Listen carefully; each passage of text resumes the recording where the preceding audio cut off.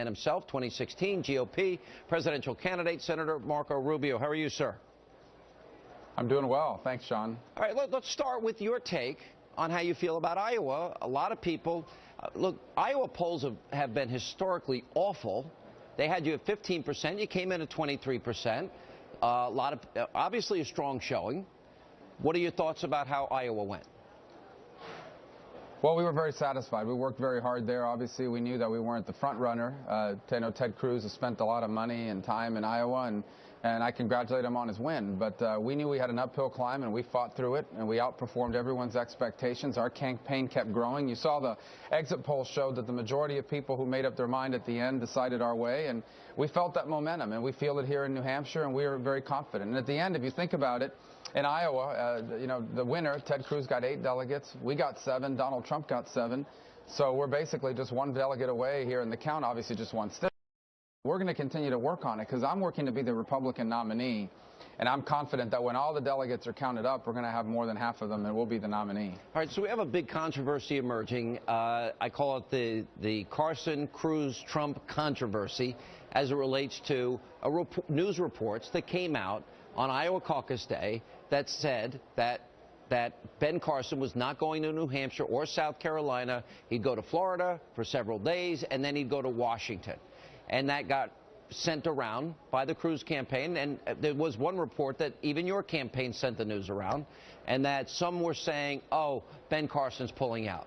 What's your take on this? First of all, my campaign never sent that news around. That's false. And number two, not that I meant the news that, in fact, that was reported, not that he was getting out. Well, I think the deeper problem was that there were people on the ground in Iowa related to the Cruz campaign that were going around telling people at caucus sites that Ben Carson was dropping out, so in the hopes that they'd switch their vote. And we heard it from a handful of people at some of the caucuses we went to as well. That they had been told that. And Ted, I understand, has apologized for his campaign's involvement in that, and I understand Ben has accepted it, but he's still upset. I think, to me, it's an indication of a campaign that's willing to say or do anything in order to win, and it's troubling and unfortunate. I think Ben deserves more than that. He's worked very hard in this campaign.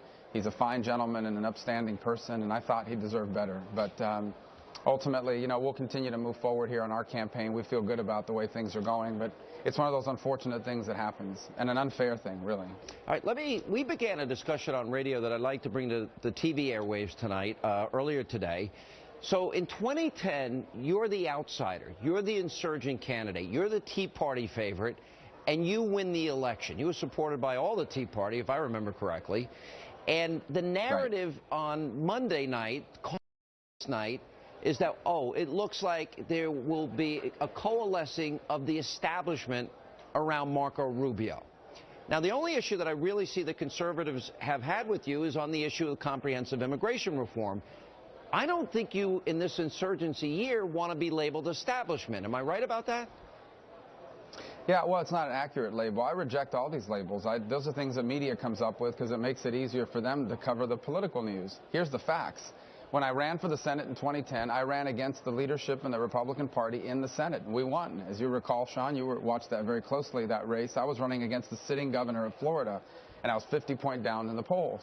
Even now that I'm running for president, it's the same establishment people, many of the same people that have lined up against me. I've had over close to $40 million now from Jeb Bush's super PAC have attacked me. And I'm not complaining. I'm just pointing out the fact that that money did not come from the grassroots.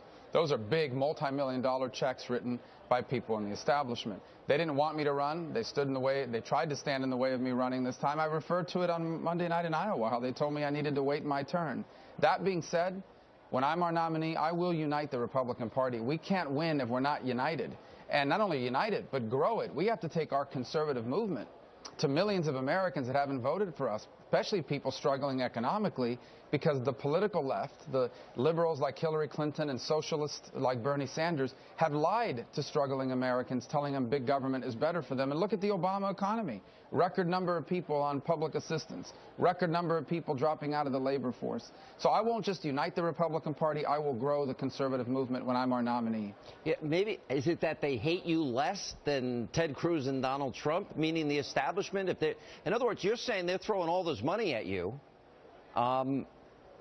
Why would I don't really fully understand why you're saying Jeb Bush's super PAC is spending all the money against you. What do you think that is? I have no idea. You'll have to ask them why, and it's, you know, like anybody else. But I'm not complaining. Look, and you get into this race, people want to come after you. They have a right to do it under the First Amendment. The position you're in, you've got people on the top not wanting you to get to that top level. Then you got people on the bottom that want to be where you are, and you seem to be getting hit from all sides. Let me just play a little bit of the attacks that you've been experiencing. We know who the boy in the bubble is up here, who never answers your questions, who's constantly scripted and controlled because he can't answer your questions. So when Senator Rubio gets here, when the boy in the bubble gets here, I hope you guys ask him some questions. Marco made the decision, the conscious, deliberate decision, not only not to lead the fight against amnesty, but to go and stand with Barack Obama and Chuck Schumer and Harry Reid, and to lead the fight for amnesty. I came in second, and people said, oh, that was a disappointing evening for Donald Trump. But Marco Rubio, good guy, by the way, came in third.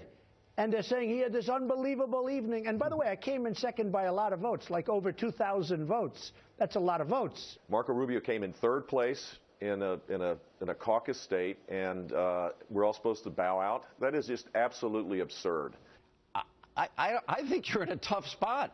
The top guys don't want you to get up, and the bottom guys want to be where you are. That's not exactly fun. Yeah, well, usually, you know, Sean, as you know, in politics, people don't waste time or money attacking you if you're not doing something well. And obviously, they for whatever reason, for the most part, everybody except Donald there attacked me. And these are people that must feel like I'm a threat to their ambition to win. And that's fine. That means we're doing something right. Here's my point. If there's a policy difference with any of these people, we're going to talk about it, because this is an important election, and we can't elect someone to the White House that supported Sonia Sotomayor, or someone that's trying to force Common Core on us, or someone that will say or do anything to get elected. But we'll talk about the policy differences. But by and large, I am not in this to beat up on Republicans. I'm in this because I will beat Hillary Clinton. And the Democrats and Hillary know this. They don't want to run against me. They know that I am the strongest candidate against them because I can grow the conservative movement. And they don't want to run against me, but I can't wait to run against her. We got to get through this primary, and we will. And I'm confident that if I'm our nominee, we will beat Hillary Clinton, or for that matter, Bernie Sanders. And then we'll have a chance to undo the damage that this president continues to do to this country. All right, we only have about 20 seconds. How do you define success in New Hampshire? Well, that's an interesting question. I mean, for us, we just continue to work hard. I'm about to speak to about 400 people here in New Hampshire. We keep doing that in events, 4 a day. And the bottom line is we want to get as many people to vote for us as possible, get as many delegates as we can in this process, and move forward. And go on to South Carolina, and then Nevada, and then the early states March 1st. I just keep working hard every day, trying to get as many people to vote for me. We'll see where that leads. Ultimately, elections, like everything in life, is in God's hands. So whatever God's will is, we'll accept. But we're going to work hard. All right, Senator, always appreciate your time. Thanks for being on with us. Thanks, Sean.